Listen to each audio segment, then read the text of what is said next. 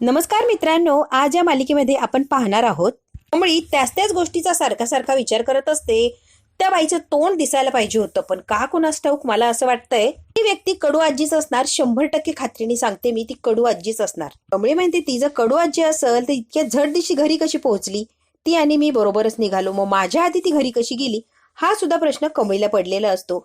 पण कमळीला अगदी गॅरंटी असते की ती कडू आजीच होती.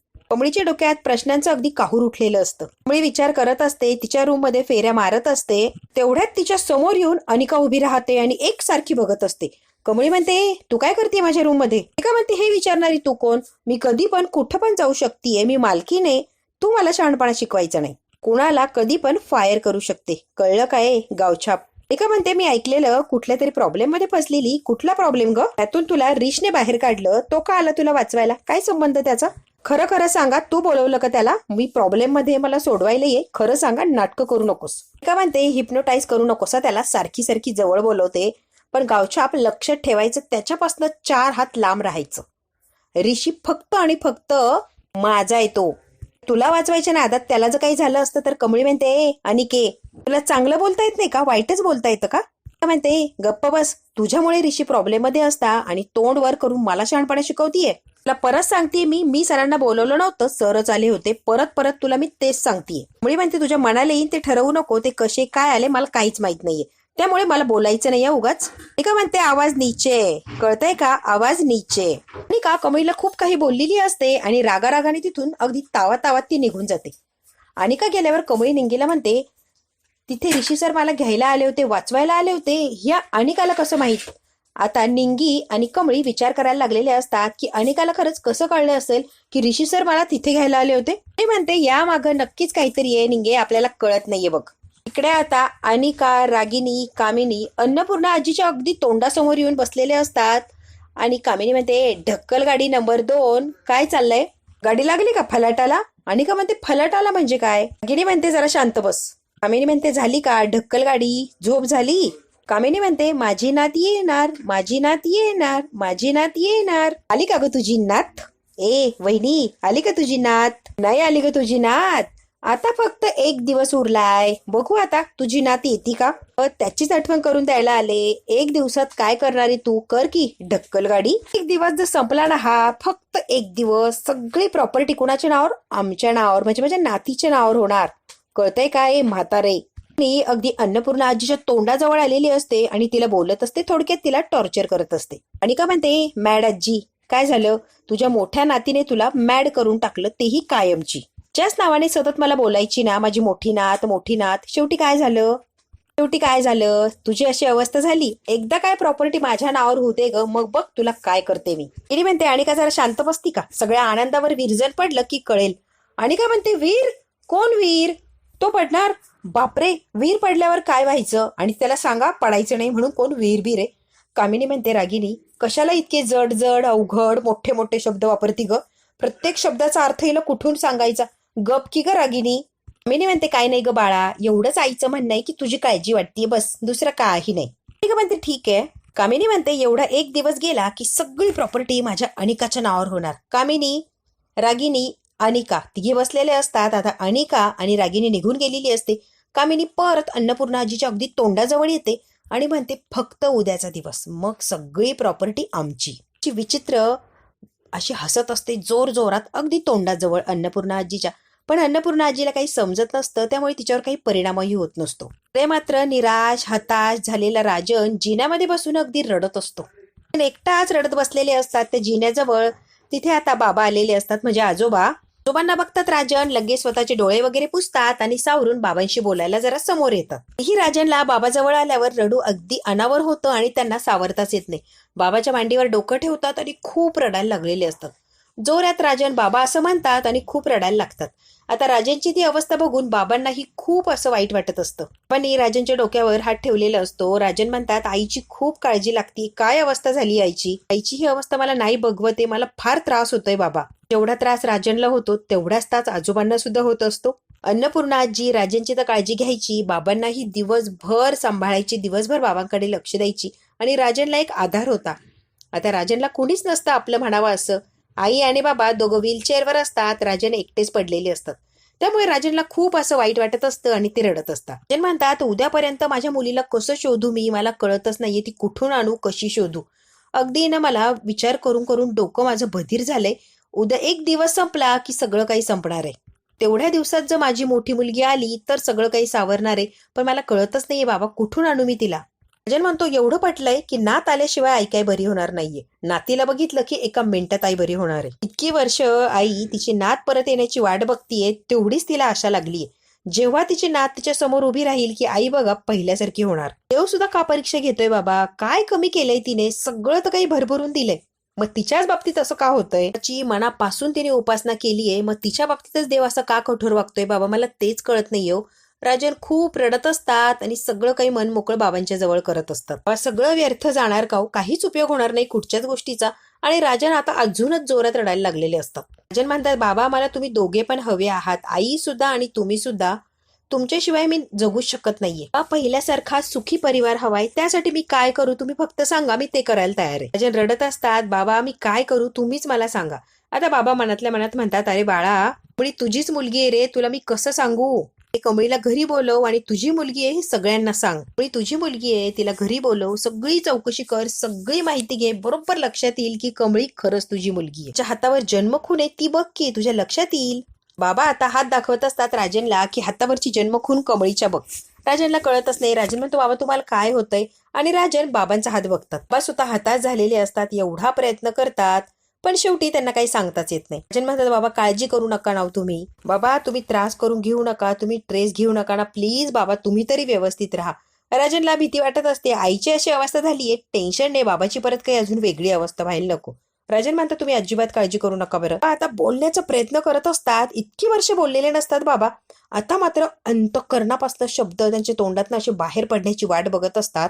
बाबा आता राजनला देवघराकडे मला घेऊन चल असं सांगतात. राजन म्हणतो, हो हो आपण जाऊया देवघराकडे. राजनने आता बाबांना देवघराजवळ बरोबर देवी आईच्या समोर आणून उभं केलेलं असतं आणि राजन सुद्धा स्वतः उभे राहिलेले असतात. राजन आता देवी आईला बघतात आणि परत असे हताश झालेले असतात की देवी आई तू तरी बघ माझ्याकडे. राजन म्हणतात, काय करू मी आणि कसं शोधू माझ्या मुलीला, मला कळतच नाहीये ग देवी आई, कुठे असेल, काय असेल, कशी दिसत असेल, काही मला तिचा ठाव ठिकाणा माहित नाहीये. मग तिचा शोध तरी कसा घेऊ मी. आता प्रयत्न करत असतात बोलण्याचा, कमळी कमळी म्हणत असतात पण स्पष्ट शब्द काही येत नसतात. बाबा बोललेले असतात राजन सोबत. राजनला इतका आनंद होतो की बाबा चक्क तुम्ही माझ्यासोबत बोलला, मला विश्वासच बसत नाही या गोष्टीवर की तुम्ही बोललात बाबा. कमळी असा स्पष्ट उच्चार केलेला असतो पण राजन वेगळाच अर्थ काढतो. कमळी नेहमी आपल्याला मदत करते, संकट असो काही असो कमळी आपल्या पाठीची खंबीरपणे उभी असते. घरातलीच वाटती ना कमळी बाबा, घरातल्यांसारखीच तिने साथ दिली नेहमी. म्हणतात, तुम्हाला काय सांगायचंय रे बाबा, कळतंय की कमळी आपलीच आहे. मला इतका आनंद झालेला असतो की बाबांनी कमळीचा तरी उच्चार केला, इतक्या वर्षात ना बाबा बोललेत. देवी आईचे आभार मानतात. देवी आई बाबा बोलायला लागले, खरंच चांगलं वाटतंय. राजनने देवी आईचे आभार मानलेले असतात आणि आता बाबांनाही झोपायला राजन घेऊन गेलेले असतात. इकडे आता सकाळी उठल्या उठल्या कामिनी आणि रागिनी कसले तरी पेपर्स वगैरे चेक करत असतात. रागिनी म्हणते, आई हे आई, त्या म्हातारीची कशी वाट लावलीये ग, खरंच छान वाटतंय ग, आता कशी बसलीये बघ की, बघून इतकी मजा येते ना मला, तुला काय सांगू. अगं तिच्या आनंदाचे दिवस संपले, घाबरायचं वगैरे नाहीये तिला, अजिबात काही कारण नाही घाबरायचं. रागिनी म्हणते, सगळी प्रॉपर्टी सगळं सगळं काही आपलंय आई, फक्त आणि फक्त आपलं, सगळी सत्ता सगळी हुकुमशाही काय आहे ते फक्त आणि फक्त आपलं. रागिनीला कमालीचा आनंद झालेला असतो. ती तुझी मूर्ख अनिका नावाची मुलगी, तिच्या डोक्यातला मेंदू नावाचा जो अवयव आहे ना, तो म्हणावा तसं काम करत नाही. तसा म्हणण्यापेक्षा तो कामच करत नाही, जरा लहान मेंदूच असल्यासारखं वाटतंय तिला. एक नंबरची मूर्ख या तुझी मुलगी, मूर्खपणाला लिमिट आहे, तिच्या लिमिटच नाहीये. हो एवढ्यात तिला सगळ्या गोष्टी सांगू नको हा, भिंडो किती एक नंबरची, काही सांगायची गरज नाहीये तिला. तर काहीतरी सांगायला जाणार आणि वेगळाच गोंधळ घालून ठेवेल. रागिनीला राग आलेला असतो, कामिनीने अनिकाला नाव ठेवलंय म्हणून. आई तिला इतकं वाईट बोलायची गरज नाही, आत्ताच सांगते. लहान आहे ती, हळूहळू होईल की मॅच्युअर, इतक्या लवकर कशी लगेच मोठी होणार ती. प्रत्येक वेळेला टोकाचं बोलायची काही गरज नाही आई, लक्षात ठेवायचं आणि परत तिला असं बोलायचं नाही. मला माहितीये आपल्या मुलाला दुसरं कोणी जर बोललं तर वाईटच वाटतं, पण तुला खरं सांगू का, तुझी मुलगी महामूर्ख आहे. तुला जरी वाईट वाटलं तर ही रिअल फॅक्ट आहे. तिला अक्कल नावाचा भागच दिलेला नाहीये, मेंदू थोडासा कमी आहे. इतकी बावळट ती, कोणी जर भूल थापा दिल्या आणि याच्यावर सही कर तर ती बावळट करील की सह्या. त्यामुळे इतक्यात तिला काही सांगायची अजिबात गरज नाहीये, कळतंय का. जरी तुझी मुलगी असली तरी पण ती बिनडोके, हे मान्य कर. एवढं मोठं ऐश्वर्य कसं सांभाळायचं यालाही अक्कल लागत्या. आणि तिच्याकडे अक्कल नावाचा भाग अजिबात नाहीये. रागिनी म्हणते, आई तू गाईड कर की तिला, पॉप शिकेल ती. रागिनी, मी आहेच ग तिच्या पाठीशी अगदी खंबीरपणे, पण तिलाही स्वतःची अक्कल पाहिजे ना. ती मुलगी कशी आहे ना रागिनी, काही ऐकायच्या आधी, काही समजून घ्यायच्या आधीच गोंधळ घालून बसते. म्हणून सांगितलं ग. रागिनीला आवाज देतात. रागिनी काही रिप्लाय देत नाही. आई ती घरात नसेल ग म्हणून. रागिनी म्हणे, घरातच आहे ती, फोनला चिटकून बसली असेल, त्यामुळे कान तिचे बधीर झाले असतील. रागिनी आता फोन लावत असते. आता कामिनीने घरातल्या घरात फोन लावलेला असतो आणि अनिकाला रूम मध्ये बोलून घेतलेलं असतं. अनिका लगेच येते आणि मोबाईल मध्येच असते. ती गेम वगैरे काहीतरी चाललेलं असतं. काय ग ग्रॅनी आजी, कशाला डिस्टर्ब केलंय का बाळा? फोन मधनं जरा डोकं बाजूला काढतीस का? या पेपरवर जरा सह्या कर. म्हणते साईन, माझी साईन मागती, दे इकडे दे. अनिका म्हणते, नो नो नो नो, पूर्ण प्रॉपर्टीची मी मालकीन होणार, माझ्या साईनला व्हॅल्यू येणार, मी अशीच खोटी सह्या करणार नाही, करू शकत मी. अनिका कामिनीला म्हणते, अगं मला माहितीये तू किती हुशार आहे, अख्खी प्रॉपर्टी तुला तुझ्या नावावर करायची आहे ना, म्हणून माझ्याकडून सह्या घेतीये का? ग्रॅनी आजी मला तरी सोड ग निदान, माझी प्रॉपर्टी कशाला हवी आहे तुला माहितीये, त्याच्यामुळे मी तुला साई देणारच नाहीये ग. मिनी म्हणते, अनु अनु बाळा. मिनी आता अनिकाला हात लावते आणि जरा खांद्यावरून असं हात थापटते. किती हुशार आहे माझी बाळ, खूप हुशार आहे ग तू सोनू. ऑफकोर्स मी हुशारच आहे ग्रॅनी. मिनी म्हणते, अगदी बरोबर ओळखला. आणि अनुबाळा अख्खं आयुष्य वेचले कशासाठी? ही प्रॉपर्टी मिळवण्यासाठीच ना, माझ्या अनिकाच्या नावे व्हावी यासाठीच ना. मिनी म्हणते, खरं तर तुझी सुद्धा उन्नती बघायला आवडणारच आहे ना मला. माहितीये का अनिका, मला हेच बघायचंय, सगळ्या प्रॉपर्टीवर फक्त आणि फक्त अनिकाचंच नाव असणार आहे आणि हेच मला बघायचंय. हे पेपर कसले माहिती का? लेमन ड्रॉप कॉस्मेटिक कंपनी, त्याचे हे पेपर आहेत. कंपनीचे ऑलमोस्ट सगळेचे सगळे शेअर्स विकत घेतोय, कंपनी विकत घेतोय, त्याच्यावर मला तुझ्या सह्या हव्या होत्या, कळतंय का तुला? काय म्हणते, सिरियसली? पण लेमन ड्रॉप कंपनी विकत घेतोय सिरियसली? यस बेटा, अँड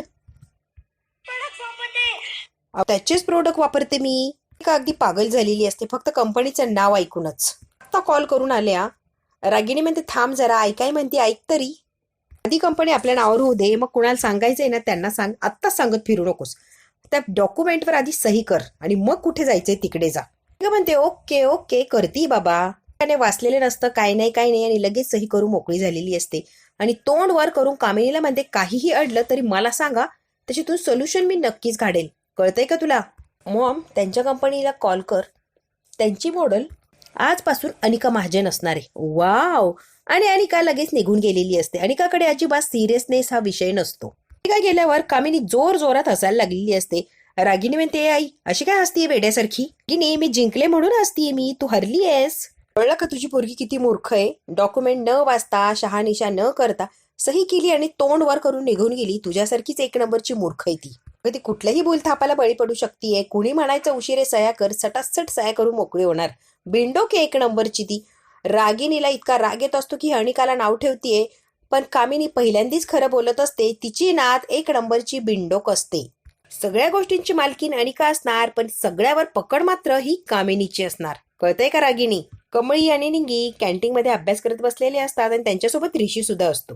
निंगे गेस्ट येणारे लेक्चर द्यायला, त्यांचं लेक्चर अटेंड करणं खूप महत्वाचं आहे आणि तुला ते करायचंय. त्याने आता चहा आणलेला असतो. कमळी म्हणते, किती वेळा सांगितलंय, कशासाठी चहा आणतो रे? आम्हाला जे हवंय ते आम्ही घेऊन येऊ ना, तू कशासाठी आणतो?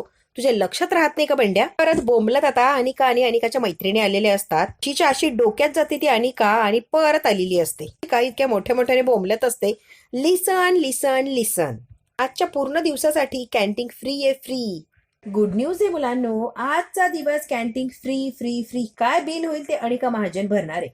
कारण माहिती का, अन्नपूर्णा ग्रुप ऑफ इंडस्ट्रीजची मी मालकीन होतीये. अनिका महाजन मालकीन होतीये, मालकीन मालकीन, कळतंय का? वॉटेवर जे काही उरलंय ना, ते सगळ्याची मालकीन फक्त आणि फक्त अनिका महाजन आहे. काय म्हणते, या बदल्यात पार्टी देतीये. आजच्या पूर्ण दिवसाचं बिल मी देणार. पार्सल घ्या, खा प्या, ऐश करा. या कंपनीत किंवा याच्यामध्ये आल्या आल्या एक नवीन कंपनी आम्ही खरेदी करतोय. नाव सांगायला लागलेली असते. म्हणते, नाही आत्ताच सांगणार नाही, ते सरप्राईज आहे. त्याच्या मैत्रिणीही तिच्या मागेच असतात, अगदी माकडणी सारख्या. काय म्हणते, एनिवे आनंद करणं, आनंद साजरा करणं महत्वाचं आहे. फक्त आणि फक्त पार्टी आणि पार्टीज करायची, दिवसभर फुल एन्जॉय करायचा आहे. अनिका महाजनसाठी एन्जॉय करायचंय तुम्ही सगळ्यांनी, कळतंय का? आज सगळं कॅन्टीनचं बिल ही अनिका महाजन भरणार आहे. कारण इतकी खुश आहे मी, इतकी खुश आहे ना की अगदी कमालीची. फक्त आणि फक्त मस्ती करायची आहे, धिंगाणा करायचा आहे, ऐश करायची. आज एक सुद्धा लेक्चर अटेंड करायचं नाहीये, सगळे लेक्चर कॅन्सल करायचे. सगळ्या मुलांनी टाळ्या वाजवलेल्या असतात, तर लेक्चर कॅन्सल म्हटल्यावर कुणालाही आनंद होणार आणि तसाच आनंद सगळ्या मुलांना झालेला असतो. अनेकाने डायरेक्ट डिक्लेअरच केलेलं असतं की आज कोणीही लेक्चरला जाणार नाही, सगळे लेक्चर कॅन्सल. आता फक्त निंगी, कमळी आणि ऋषी यांना शॉक बसतो की ही अनिका डोक्यावर पडली आहे का? लेक्चर कॅन्सल करायला हिला काही आहे की नाही डोक्याचा भाग? कॉलेजमध्ये फक्त एन्जॉय करायचा आहे, पार्टी करायची आहे, म्हणून बाकीचे सगळे काही लेक्चर करायचेच नाही असं सगळ्यांना सांगितलेलं असतं. आता फुकट पार्टी एन्जॉय म्हटल्यावर मुलं तरी कशाला लेक्चरला जाणार? त्यामुळे ऋषी मग तू ही काय बोलतीये, तरी कळतंय का? डोकं फिरले काय? लेक्चरला जायचं नाही म्हणतीये? म्हणते कमळे गेस्ट लेक्चरर येणार होते ना, आणि हिथं म्हणते लेक्चर करायचे नाही. म्हणतो ए निंगी, सगळे लेक्चर्स होणार आहे, कुठलंही लेक्चर डन अजिबात कुठे जाणार नाहीये कोणी, सगळे लेक्चर कंटिन्युअसली करायचे म्हणजे करायचेच. आणि त्याला काय बडबडायचे तेवढं बडबडू दे, लक्ष देऊ नको. तू मात्र सगळे लेक्चर अटेंड करायचेत, कळतंय काय निंगे? होय सर, मी जाणार आहे. काय म्हणते निंगू पिंगू कच्चा लिंबू, एक कमळे टमळे, तुमच्यासारख्या भिकारड्या लोकांना खाता प्यायता यावं म्हणून तर पार्टी ठेवली आहे ना. मग तुम्हाला काही ऑर्डर करायचं नाही का? काही खायचं प्यायचं नाहीये का? अगं तुमच्यासारख्या गरीबड्या भिकारड्या लोकांना खायला मिळावं म्हणून तर पार्टी दिली आहे ना मी. त्यामुळे कसं आहे ना, कमळी आणि निंगू पिंगू कच्चा लिंबू, तुम्ही ना काहीतरी मागवा. कमळी म्हणते हे बघ आणि का आम्हाला जर काय लागलं तर आम्ही आमच्या पैशाने खाऊ, तुझ्या पैशांची गरज नाहीये. ए भिकारडे, तुझ्या पैशाने खायला लागलीये, देतीये ना मी गरिबांना पार्टी, तर कर की एन्जॉय. ऋषी म्हणतो आणि का तू काय बोलतीये, तुझं तुला तरी कळतंय का? यांना भिकारडे म्हणणारी तू कोण आहेस? तुझं सुरू तरी काय अनिका? भिकारडी काय म्हटलीस ग? तुला किती वेळा सांगितलं यांच्याशी या भाषेत बोलायचं नाही, तुझ्या लक्षात राहत नाही का अनिका? रिश प्लीज नको ना त्यांची साईड घेऊ, खूप हॅप्पी या, आणि प्लीज लेक्चर देत बसू नकोस मला. माझ्या हॅपीनेसचं सगळ्यांना पार्ट बनवायचं ना, म्हणून पार्टी दिलीये, आणि एवढं काय तुला लागलंय त्यांना भिकारड्या म्हणलंय तर?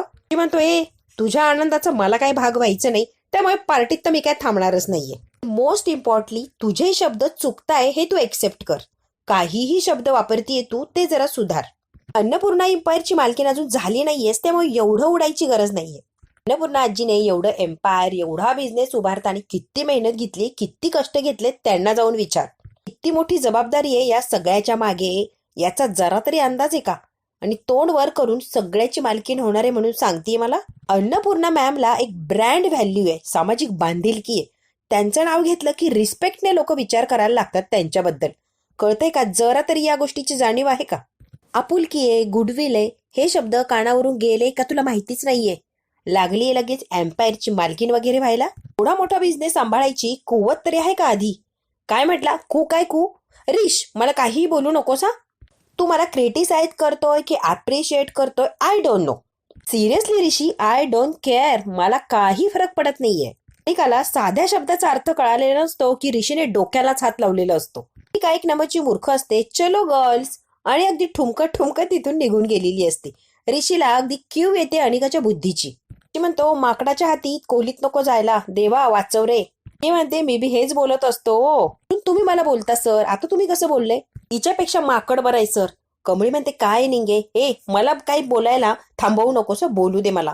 2 दिवसापासून चाललंय मी मालकीन मी क्वीन, काय चाललंय तिचं? ऋषी म्हणतो सगळं काही हिच्या ताब्यात जर गेलं तर अवघड होणारा, ही मालकीन व्हायला नको. इतकी वर्षाची कामं केली, नाव कमवलंय ना, ही आणि काय एका मिनिटात धुळीस मिळवेल. तेव्हा कमळी काहीही झालं तरी अन्नपूर्णा आजीची एवढी प्रॉपर्टी ह्या अनिकाच्या नावावर केलीच नाही पाहिजे किंवा झालीच नाही पाहिजे. यासाठी काहीतरी प्रयत्न करायला लागणार. मित्रांनो, बघू आता ऋषी आणि कमळी काय प्रयत्न करणार.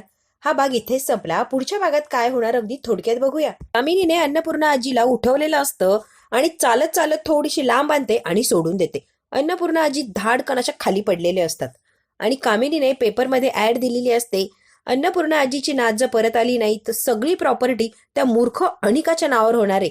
हे आता नयनतारा वाचत असते आणि ते बघितलेलं असतं साधनाने. आता कामिनीने आणि रागिनीने गौरीच्या सगळ्या आठवणी जाळून टाकलेल्या असतात. राजन अगदी धावत पळत येतात, हे काय करताय तुम्ही? एक शेवटचा फोटो असतो राजनचा आणि साधना मावशीचा, तो सुद्धा रागिनीने जाळून टाकलेला असतो. राजन जोरात ओरडतात रागिनी, आणि रागिनी आता राजनला बघून घाबरलेली असते. आता बघू राजन काय शिक्षा देणार या रागिनीला, आणि खरंच राजनची मुलगी येणार का परत, हे जर बघायचं असेल तर बघायला लागणार पुढचा भाग. हा भाग इथेच संपला. व्हिडिओ आवडल्यास लाईक, शेअर, सबस्क्राईब नक्की करा. धन्यवाद.